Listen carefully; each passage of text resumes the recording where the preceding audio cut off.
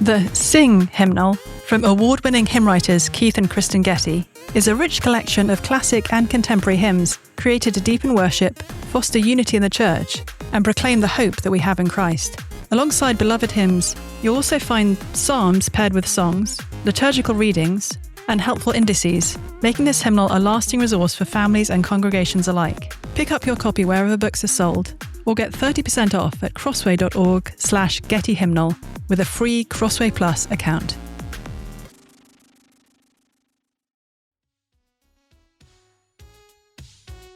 My friend and fellow author Blair Lynn remembers the moment the floor dropped out beneath her.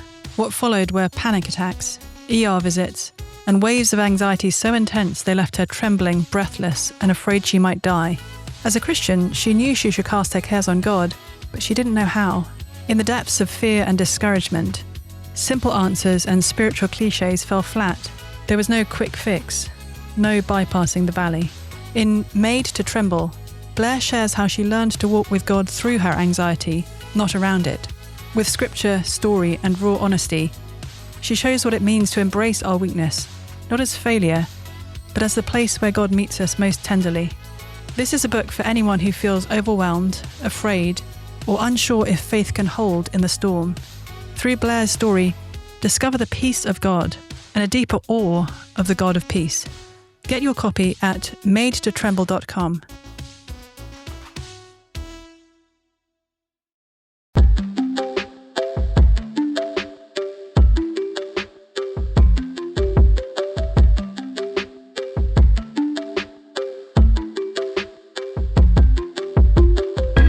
You are listening to the Confronting Christianity podcast, and I am talking today with a fellow Brit, Stephen Foster.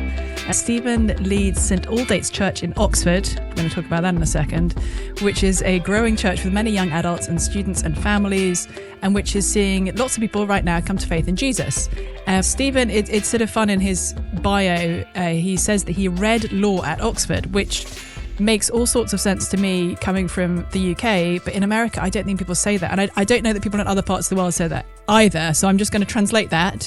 Stephen studied law at Oxford and then theology at Cambridge, so he knows to go from the lesser thing to the greater thing, both in terms of location and in terms of subject.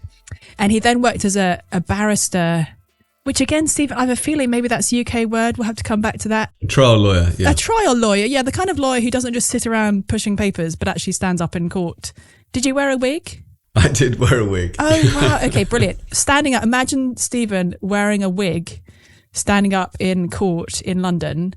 He's married to Beth. They have 4 daughters. And, do you know what? Oh, this is really funny, Stephen. I've realised as I was reading through your bio the first time, I saw the word barrister, and I've lived in America for sufficiently long that I thought barista, which is somebody who works at a coffee shop. And I thought, This is great. We've heard that you studied law at Oxford, theology at Cambridge, but we also get the kind of real talk that you worked as a barista for a significant period of time. But in fact, no, you were like guy wearing weird old-fashioned wig standing up in court. Yeah, but in my own personal opinion, baristas are of much greater value than barristers, so they should probably be paid more. I mean, your early morning espresso is a thing of beauty. So I've always slightly regret that I didn't actually work as a barista. It feels sometimes like it would have been a more useful training, but yeah. Yeah, well, it's not too late. Yeah, we'll see. If the whole pastoring thing doesn't work out. Yeah. So, Stephen, we were talking just for a minute before I was going to say got online or went live or whatever we're doing, having a public pre-recorded conversation, which is a very normal thing to do. And I was telling you that as a Cambridge girl through and through, I feel a certain degree of animosity to you as somebody based at Oxford. And I don't know that you having also studied at Cambridge actually makes it better. It might just make it worse. But give us like the quick overview of your years. So you started at Oxford undergrad. Yeah, so actually I was born and bred in Luton, so just north of London. Went to quite a rough school there and was encouraged from that school to apply to Oxford, first person at my school that encouraged to do that. And so that was a bit of a culture shift, to be honest, coming here as an 18-year-old. We're just at this moment in the year now where 50,000 students arrive in the city. And so it's a bit of for me, that was a massive shock to the system. All the cultural norms were different. The way people spoke was different. So, and then had an amazing time there and here, and had an amazing time studying in Oxford. And my faith came alive in a whole new way while I was in Oxford, and then went off, was passionate about making a difference for Jesus in the workplace.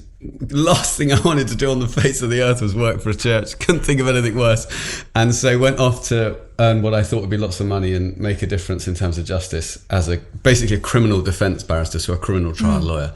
And did that for a number of years, loved that job. And then my wife and I felt this really strong call to, my wife was working for ministers in government, and I was working as a barrister, and we felt this really cool to kind of step away from that and to step into full-time ministry as pastor. And that was a surprise to me. It's probably a surprise to the church as well. And that's how that was how we came to retrain in Cambridge. And so so I'm very fond of Cambridge, but my first love will always be Oxford. So yeah. That's how, and then studied there for a number of years, and then have been working at churches since. Okay, so you went Oxford, Cambridge, now back at Oxford. Many listening to our conversation now, well, number one, kind of like Oxford, which is slightly sad, but never mind. But number two, I think for a lot of people, like both inside and outside the church today, there's a sense that actually Christianity is becoming less and less believable. Our modern world in general, but honestly, probably especially in sort of centres of learning like Oxford, where you are, like Cambridge, where I was, and even like Cambridge, US, where I currently am. I live a walk from MIT and a sort of bike ride from Harvard.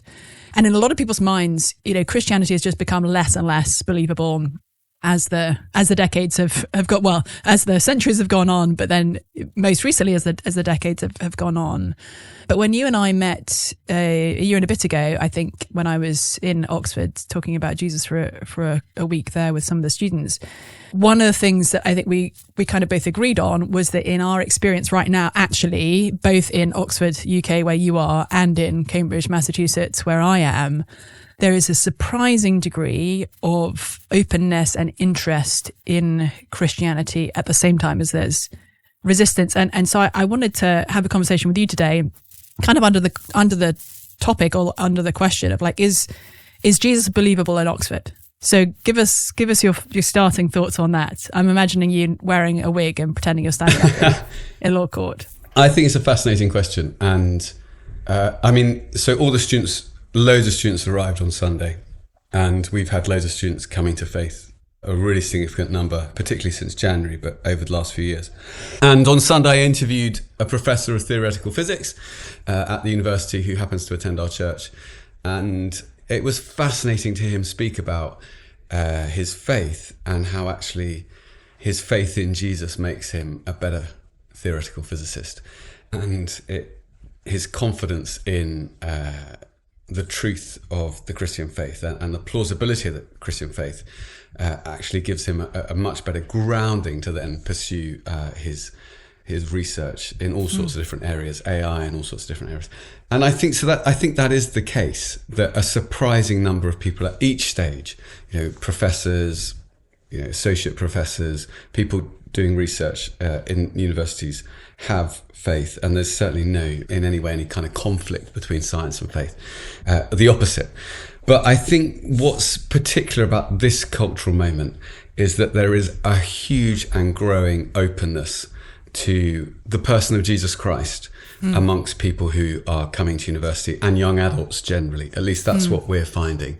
And I think there's a number of things going on there. I think there's just an openness generally because of all that's been going on with people's lives being turned around, and through financial crises and political crises and health crises and the digital crisis and social media crisis. All these things have kind of led to an openness. But I think there's something more significant going on where one of my convictions is that we are shifting in the UK and in other places around the world, and it might be that Cambridge, Massachusetts is one of them, from what you might describe as a post-Christian context into a pre-Christian context.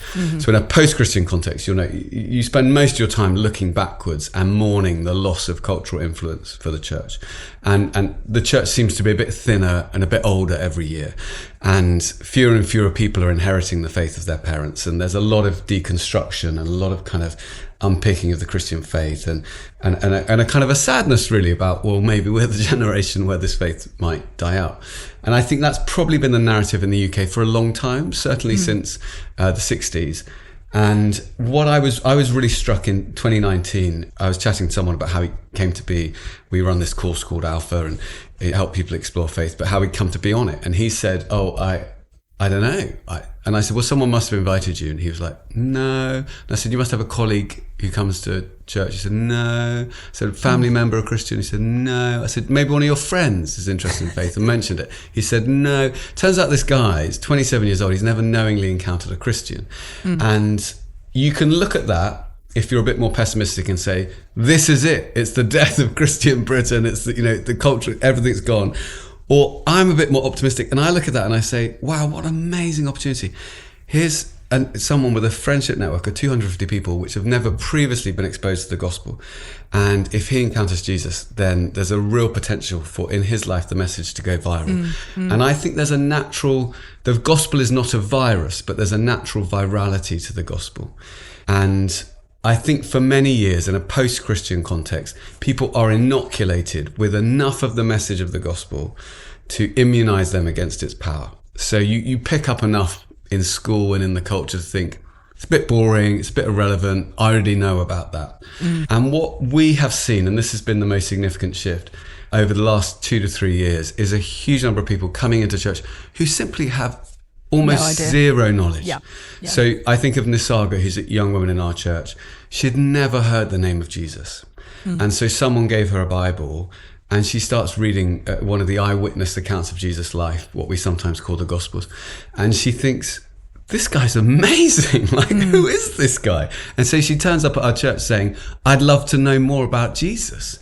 And I think that's fascinating. And that's so we're giving away more Bibles every week than we ever have done before. And more people who are studying or researching or working in the city are asking, can I actually read the evidence? Can I read the eyewitness accounts about Jesus? Because I haven't heard much about him. Yeah. But he sounds really interesting. Yeah, I mean, that's very much what I'm seeing around me here in Cambridge, Massachusetts. It's a little bit like, a couple of decades ago when I was in college and, talking to folks about Jesus then, and it was very much, Cambridge was a very international place and people would come from all over the world. And it was always a bit different when you were talking to somebody, for example, who'd moved from mainland China and may have had just zero encounter, they didn't have Christian friends or family members or whatever, and nor had they been taught about Jesus in school in any kind of remotely meaningful way. And so it was what you're describing there of let me tell you about Jesus and what the Christian message is. And they're thinking, oh my goodness, I had no idea. And this in some tangible way kind of fulfills the moral aspirations that had been built into them in funnily enough, kind of by the best ideals of communism. Yeah. The idea that there was something innately not only sort of precious, but equal about all human beings. And I was talking to people who had felt very disillusioned by the fact that communism has sort of failed to deliver on its promise, kind of ethically, but there was something built into them there of realizing, oh, actually, this is Jesus was the origin of these ideas about human equality and value, and he seems to sort of embody a fulfillment of them in a way that no communist leader ever has or ever will. In an interesting way, I think today, as I talk with people who've been raised in Western contexts, they likewise have often no real familiarity with Jesus or the gospel, but it's been baked into them some of those same ideals of universal human equality and a sense of I know that the fact that there are people who are really struggling in poverty is that's just not a random interesting fact. It's something that is a moral concern to you and me if we're not. All of these ethical aspirations that have been baked into Western culture by the history of Christianity and have now been kind of dissociated in people's minds from Jesus. When you tell somebody about Jesus and they kind of start to see all of that connective tissue, like it's just like the dream becomes a reality in a new way. Yeah, I think that's right. And I think there's a sense in which, the foundation for human rights, all these things is quite gospel. But I think also it connects just in something, people's wiring in their DNA and the way God's woven people together. They're like, oh, this feels resonant. Maybe it had just there'd been an inoculation against that, or it was harder to hear the resonance of that in previous decades. So I think, and I think that's why, what the other striking thing we're seeing is that when people are encountering Jesus, it's what I would call sudden. It's quite surprising. People who you'd least expect, and it's significant and it's sustained. So, I mean, it's really embarrassing because I spent about 4 years giving seminars to anyone who'd listen on how, people don't just respond in a service these days. You have to take them gradually through a process. And maybe after about 6 months, they'll come to a position where they feel like they might be ready to accept Jesus as the Son of God. And then what we're seeing at the moment is within a service, people are saying, oh no, I'm persuaded. Yeah, what do I do now? Yeah. Tell me how to live. What's the next step? Right, I'm excited. Tell me how to read the Bible. And that is unique. I don't think I've encountered that at such volume before in my life. Just this really sudden, surprising, and deep encounter with Jesus Christ. So it's really interesting. Yeah, I wonder as well. So I'm currently working on a book on the mental and physical health benefits of going to church, which is sort of a funny topic in a way, because the gospel message of Jesus is not come to church and you'll be like happy, healthy and longer lived.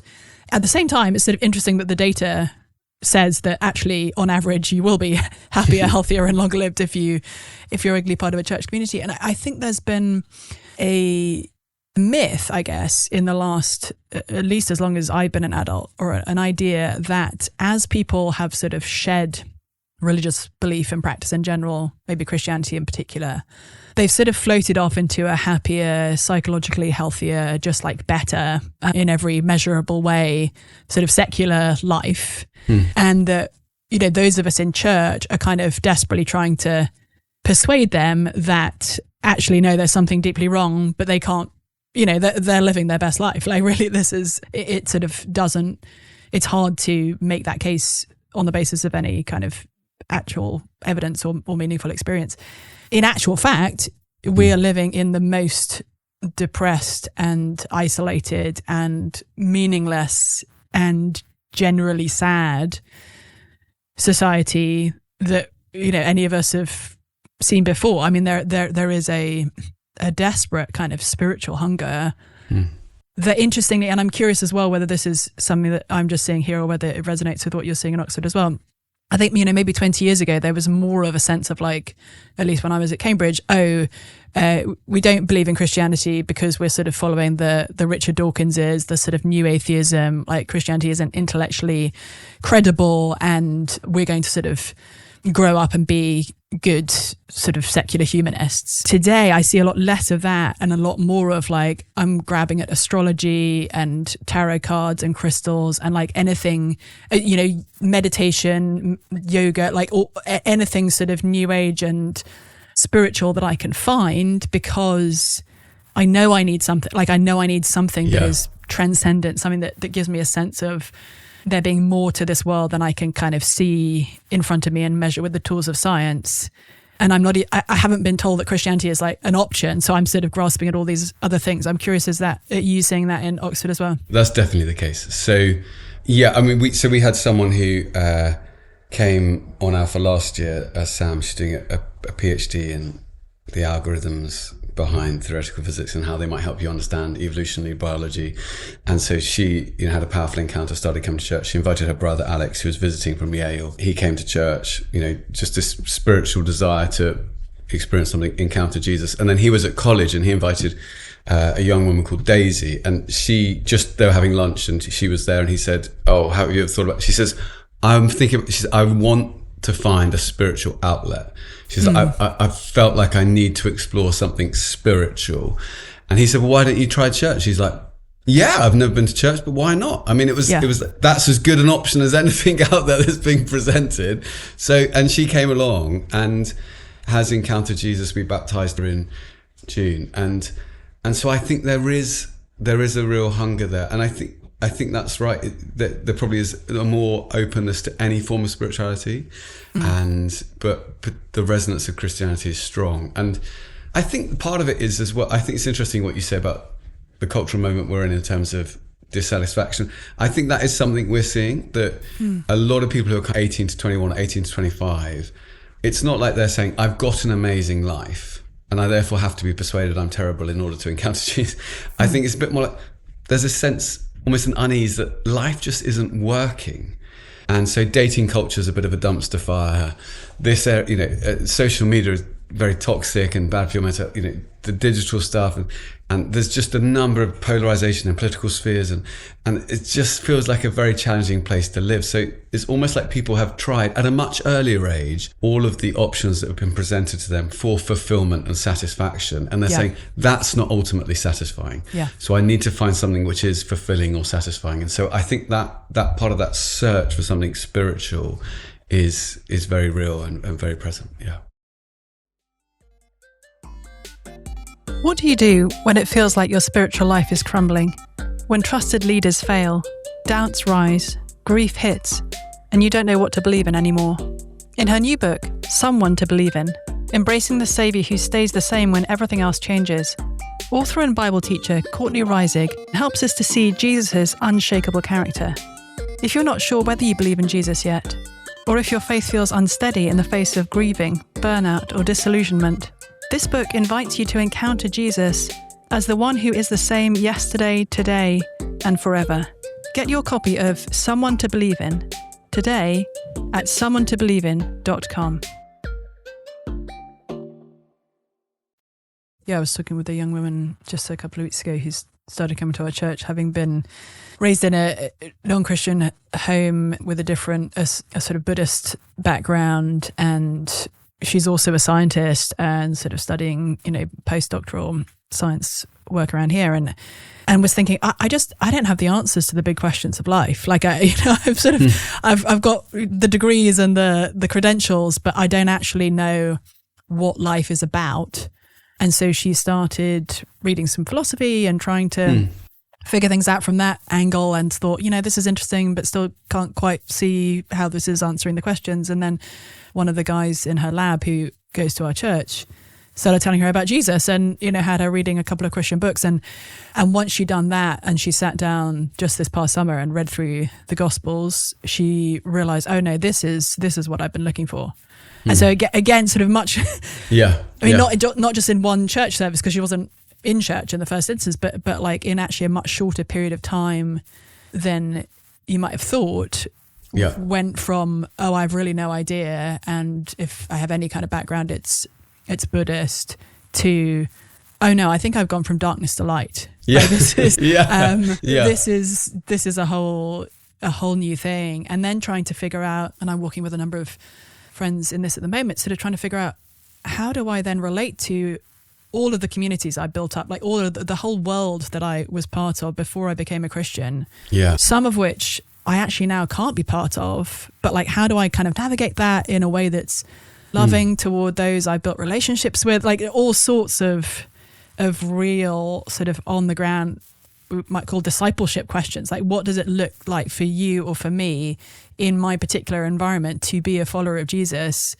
And sometimes it looks like your friends not wanting to be friends with you anymore, because now a whole bunch of things you believe are like unpalatable to them, or it looks like having to say, oh gosh, I used to be really involved in this or that event or cause, and now I really can't, or I used to, there's all these questions that people are having to grapple with, that are actually very much the same questions that some of the very first Christians were having to grapple with. Yes, yeah. Well, I was just thinking the same. I mean, we sometimes say, if you're looking at a bit of the Bible that's particularly helpful at this moment in time, it's probably Acts. It's the early church, because lots of the ways that people are encountering Jesus seem quite similar to how they're encountering Jesus in Acts.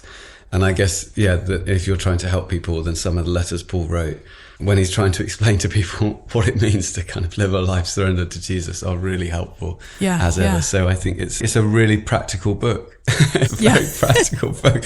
It's like written in the context of helping real people navigate real life challenges in the face of having encountered Jesus Christ, who turns everything up on its head. So I think that almost in this moment, it feels like every time I'm reading the Bible, it's so helpful stuff is in there, and it's not some kind of dry textbook that have been, solely put together by human people, but actually in the providence of God and in the help of God, it's incredibly helpful today. Yeah.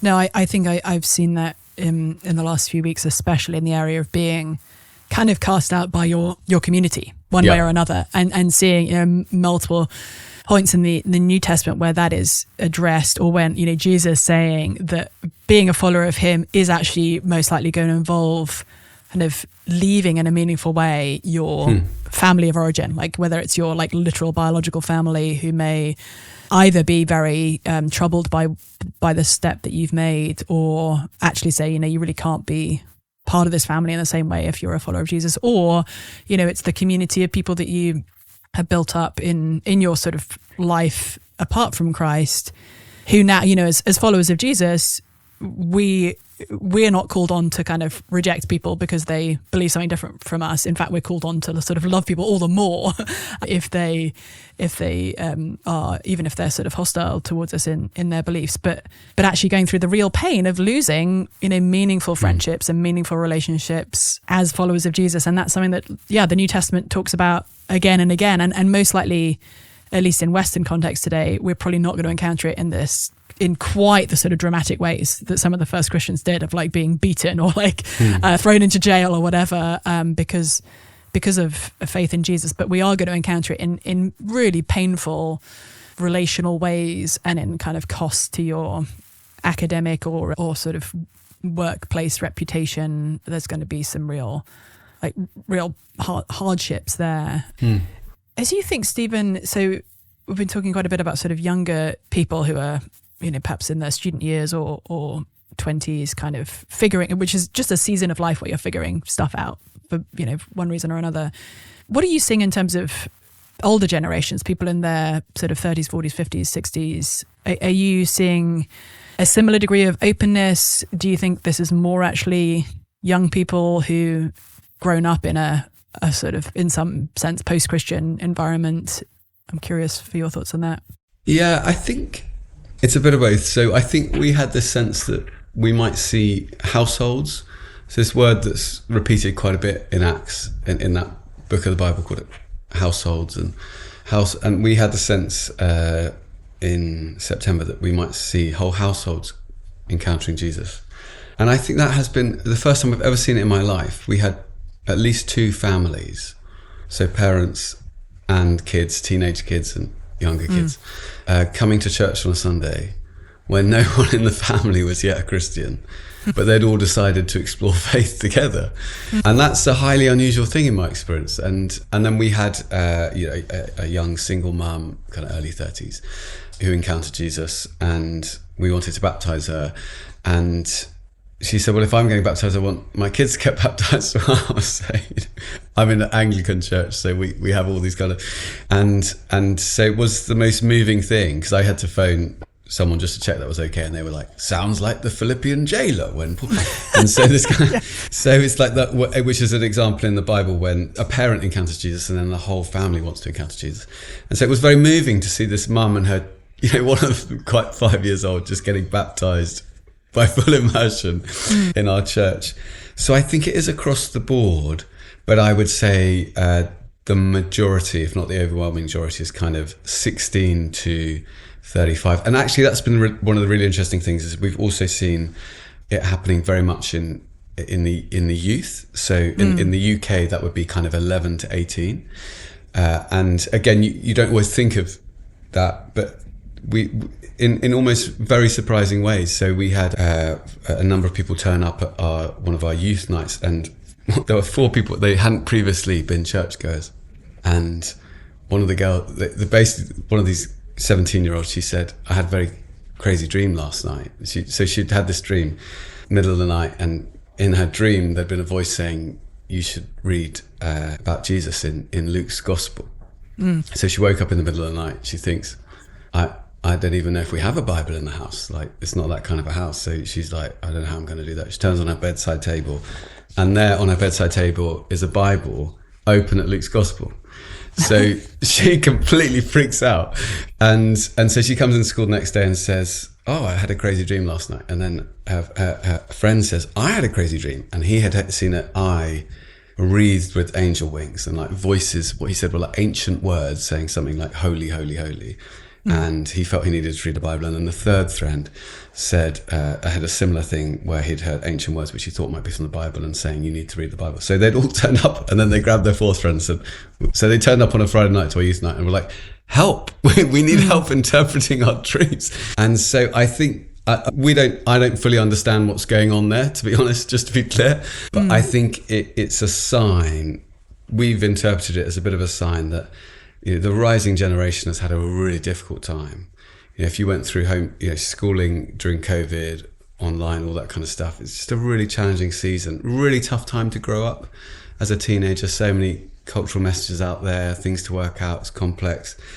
And I think there will be a huge openness within what I think is called Gen Alpha to the gospel. And I just think it's going to be I think there'll be a really surprising thing happen with the people who encounter Jesus within that particular generation, because I think they've probably suffered quite a bit, and I think through that suffering, it might be that Jesus reveals himself in particular ways to them. It's funny. I have 3 kids. I think my girls are both what in America is called Gen Z, but I assume in the UK is called Gen Z. Yeah, Gen Z. And then my son, who is 6, is quite literally an alpha male, which I I appreciate. Yeah, it's sort of, it is surprising. I mean, it is and isn't surprising, I suppose, from a Christian perspective, because on the one hand, you and I both grew up in the UK in a climate that was sort of, I mean, maybe hostile to Christianity is too strong a word, sort of like felt a bit over Christianity. Like, just whatever, you do you if you want, but actually I've no interest in this sort of boring old religion.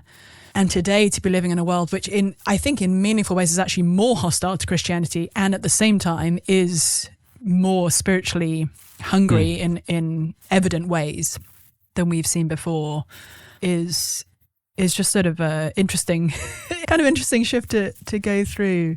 I think that's probably, I think you're right there. It's something you would expect as the spiritual temperature rises in every sense. No blessing goes uncontested. There's more at stake. There's more, and so there is probably greater contest and greater fruit. And I don't think I really understand how that works. But I think that certainly feels resonant. And I think this whole idea of truth, I mean, one of the things I find fascinating is I probably like you, I was schooled in the kind of post-truth, postmodern, there's no such thing as a true statement, and truth is subjective, and the birth of the reader is the death of the author. All this stuff was just spoon-fed to us from a very, very early age. And then you kind of realize, I think I realized actually that's not how we live. And that's not how anyone wants to live. Yeah. And we want to live our lives based on the truth. We want to take decisions based on the truth. And we desperately need to have truth. And if you don't, people say, well, the truth is just, claiming there's such a thing as truth is just the latest power grab. Well, if you don't have such a thing as the truth, then you have no defense against power grabs. Yeah. So I think that's probably true, and it's true in the minutiae of people's lives as well. That I sometimes say to our students, I said, if your boyfriend or girlfriend was spotted by your friend out at a nightclub or a bar, and they were like getting close with someone else, and they text you and say, I think he's cheating on you, and so you wait till the next day, you take him out to a public space, you confront him, you sit him down, you say, look, my friend saw you out with this person, they say you're cheating on me, tell me the truth, are you cheating on me? If your boyfriend says, what is truth? Right. That's just a fundamentally inadequate. Then the answer is yes. Fundamentally inadequate response to the question. And when I did a mission here in Oxford in 2017, I still remember a student coming up to me after one of the talks, said, "Oh, I really enjoyed your talk." I said, "Thank you so much." He said, "You do realise it's nonsense though, don't you?" And I said, "Well, what do you mean?" And he said, "Well, there's no such thing as a true statement. There's no such thing as truth." And fortunately, I just thought for a second. I said, "But is what you've just said true?" And he was like, "Yeah." And then I think he realised, and I think you can't even demolish the idea of truth without relying on it. So I think that is a truth. And there was a report by the management consultants McKinsey in 2018 trying to frame Gen Z and what are the motivators behind it, what are the dynamics at play. And I found this absolutely fascinating. It's a secular management consultancy, publishes research for companies all around the world. And they, to pick a phrase to define the rising generation, they said, we think it should be called Generation Truth, because it's fascinated by the idea of truth. And it accesses truth in different ways, through stories, through narratives, through discussion, not necessarily through propositions. But it has not given up on the idea of truth. And that's all I need to keep me going for another 10 years. Because once I hear that, I think if this generation is genuinely looking for truth, then they're only going to find that in one place, and that's in the person of Jesus Christ. And that can give the church like a real humility and actually a real boldness to say, ask any question, bring any opinion. We're here to serve the culture, we're here to serve the city, we're here to serve people. We're relaxed because we're a kind of a non-anxious presence, because we're like, well, we want you to encounter the truth and to discover the truth. And so the more questions you ask, the better, really. Yeah. Because those questions are going to lead you in the direction of the truth. And I think that's a much more winsome and helpful stance for the church to take generally anyway, because I think people can sense if you're just trying to force something on them or trick them into something. But actually, if your genuine posture is actually, we just really want you to find truth, and then I think people are up for that these days. So maybe we should start calling it Gen T instead of Gen Z. So Stephen, imagine I were a member of Gen T, we'll call them now, and I came up to you and I said, I really have no idea who Jesus is or what the message of Christianity is. Could you please tell me, I've got a couple of minutes here. Can you tell me what is the message of Christianity? What are you? Oh, it's such a good question, Rebecca. I mean, I think I would start by saying, I'd love you to read for yourself. So I would start by saying, the amazing thing is we have these eyewitness accounts of Jesus's life, and you can actually read them. So often I say to people on a Sunday at our church who are not sure they want to make a commitment yet, but are interested, I give them a Bible. I try and work out which gospel so I say, if they're studying, I say, what are you studying? You're studying English or... English is John's gospel, right? Yeah, English or philosophy or art. Just read John's gospel. It's one of the great works of literature. It's a scandal you haven't read it already. I don't know how you're going to get through your degree. And then, and if they're interested in kind of, if they're doing like medicine or law, then I'd say Luke, probably read Luke. Or anything to do with justice and justice, poor and the marginalised and the weak. And then if history or, you like documentaries on Netflix, then Matthew. And if you don't really like studying at all and you like watching shoot 'em ups, Mark. And so that's the kind of, and so I think so I do really encourage, and I just tell people, read a chapter a day, but just pray before you read it. Say, God, if you're there, would you reveal yourself to me as I read these words? And I think that makes a difference. So that's the first thing I'd say is look for yourself. Don't rely on my presentation of what the gospel is. Actually read the gospels. And but I think you'd have to fix on Jesus. And I'd say God in his love created the world, knowing that we would turn from him and go our own way. But he had already purposed that he would send Jesus to live a beautiful life, to die a death, to take our sins on his shoulders. He was willing to bear any cost, pay any price in order to win you for God. He loves you that much. He knows you to the bottom of your soul, all of your good, all that you're proud of and try and push to the surface, all of the not so good, all of the bad, all the stuff you try and bury and hide. He knows you to the bottom of your soul, and yet he loves you to the sky, and he was willing to shed his blood on the cross in order that he might come under the judgment of God, that you might know the mercy and love of God, and in order that you might be able to come to God as a much-loved daughter, a much-loved son of his. And you can encounter him today, and you can experience the breathless wonder of forgiveness today, and you can place your trust in him today. And he promises you a life with him and an eternity with God, which is beyond anything you could ever hope. And yeah, that's probably what I'd say. Something along those lines. It'll be a bit more discursive than that. Well, Stephen, that's a wonderful place for us to end. And it's been a joy to chat with you, hear more what's happening on the other side of the pond, even if it is in the other place, which is what the Cambridge people call people in Oxford. I am delighted really to hear about the growth of the gospel in Oxford and people coming to faith in Jesus. You guys have been listening to the Confronting Christianity podcast. You can follow us on Twitter/X or Instagram. If you go near either of those things, you can leave a review on iTunes and suggest if you would like a topic or a question that you'd like to see addressed in a future episode. And between now and next week, if you are somebody who wouldn't yet call yourself a follower of Jesus, then maybe you could just reflect on what Stephen just talked us through, and the opportunity that you have today to actually say yes to Jesus's offer of forgiveness and new life. It is something which in the Bible is given to us as a free gift and available to anyone, but comes with a sense of urgency that actually today is the day to do that. And if you are a follower of Jesus, my encouragement to you would be to say, do you know what? Maybe I need to start praying for people around me who don't yet know Jesus, even the least seemingly probable people who around me who I think I could imagine Jesus saving that person, but not that person. Like he or she is far too far any interest in Christianity, far too hostile to the very idea of faith in Jesus.